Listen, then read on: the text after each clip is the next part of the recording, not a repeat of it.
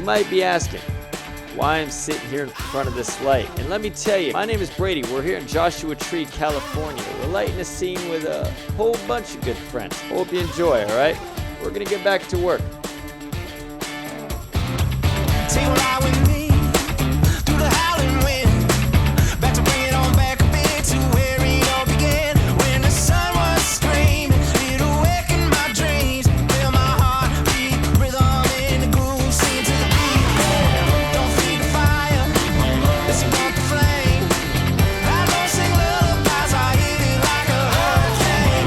Don't feed the fire, let's bump the flame. Now from the inside out, let your head down. Everybody get up, everybody get up, everybody get up, everybody get up. I can feel it, got the spirit, let me louder now, let me hear it.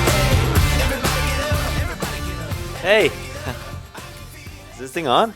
What's going on, guys? I'm Brady. Welcome back to the channel. So I got the pleasure to hang out with Edward Lee again and a lot of other really cool people that I met along the way. And I wanted to sit and talk about some lighting setups that they're minimal, they're run and gun. A couple of just like 1 or 2 light setup scenes, and I wanted to talk about them. All of them, just to give you some context, it was for a company called Indigenous City, and you can see their totes, their bags in the shots. That's what it was for. So Ed had me come out and once again gaff the shoot for him, and it was a very run and gun setup. Just all of them were kind of like 1 or 2 different lights, and then just like working with the natural light. So I wanted to take some time to sit down with you and just say like, hey, this is what these shots look like, and this is all that we did for them. So I want to break down a couple of these kind of 3 different locations and just a couple of cutaway shots for each and every one. The first one that I want to look at is this shot where you see the talent kind of in this hallway standing here, and you know, you get a couple cool sequence shots of them there. This one is super simple. That's why I want to start off with it. There's 2 lights here, and let's go ahead and talk about that. So this shot you see first on the wall, that's what I want to talk about first. You can just see that there's this slash of light coming through the window, and contrary to popular belief, it's not actually sunlight, and we faked that. So let's talk about how we did that.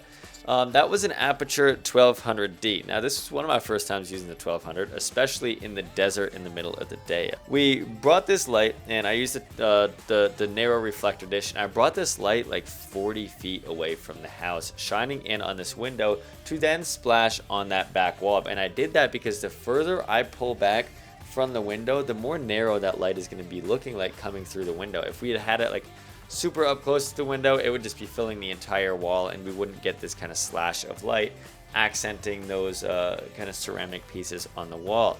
By putting a slash of sunlight through the window, that just kind of had this natural feeling of directing the viewer's eye towards the image. We were shooting at midday in the desert, and I think I had the light at about 40% blasting onto that wall. So that was the first. Now I want to work forwards to our subject, because we kind of lit the space in this little scene, this little cutaway. Now we lit our subjects. In this, we were in this narrow area, and I was like, where am I gonna put this? Where am I gonna put the light? There was no room for it. We had a wall in the way, and it was just this really weird kind of corridor way.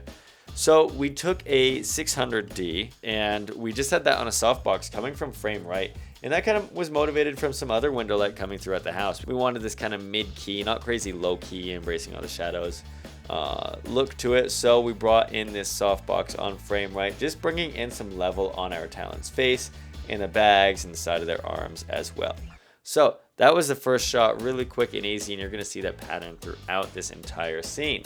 So the next one that I want to talk about is where you kind of see in this bedroom scene, you see our talent kind of putting some things in the bag and walking out of frame, like she's just getting ready to start her day. Now we've got a few different angles of this, and these kind of bleed together, these last 2 shots, because we were really loving this bedroom. So the first light that I want to talk about that we kind of added in here is this key light, and we wanted this upstage light coming from the outdoors, kind of coming from the window.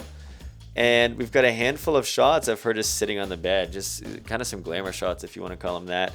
And you see this upstage light feeling as if it's coming from some window outdoors. Now this light, we just kind of, since we were on the fly and we were moving around, I was like, okay, an F22 is perfect because I can just hand hold it. We don't need to move stands around, risk getting them in the frame. So I took an F22C, and I just had that with the softbox open face with like the 2-stop diffusion that comes with it. And I was just holding this, talking with Ed and S, both Ed the videographer and S the photographer, and I said, hey, where do you want this light? Do you want more wrap around their face? Do you want less wrap around their face? Just kind of communicating back and forth, getting the look that they want. And you can see that it's really creating this beautiful wrappy side kind of window, like natural window light coming from upstage, wrapping around her face, wrapping around her arm as well, looking really nice coming across her clothes, giving us this really cool, honestly, the entire room just looked awesome with this very monochromatic kind of warm deserty feel. And you can see in a few frames it's even got this really nice catch light in her eye as well.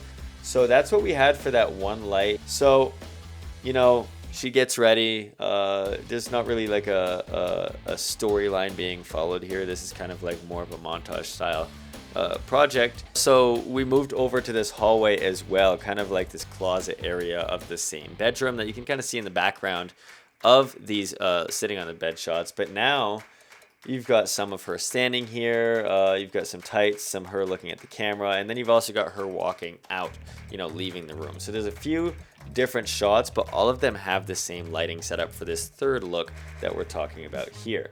Now, again, I was standing there on frame left with that f22C and kind of following the frame line. I would say like, hey, where's the frame line? Is the light in frame? Yes. Okay, let me pull it back because I wanted to get some exposure on frame left motivated by this window light, similar to how we had with her sitting on the bed.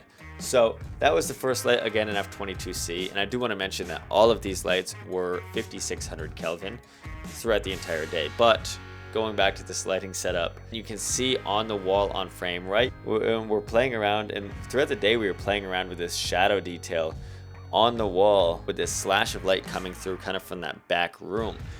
And that was a light that we added. So I'll tell you why I added it first, and then I want to talk about how we added it. So this whole room that we were working with, it's all the same color. So I knew going into it, I was like, okay, there's going to be a lot of, you know, flat walls and a lot of even light, and I need to do something to pull out some contrast and texture and just create some visual interest throughout the house.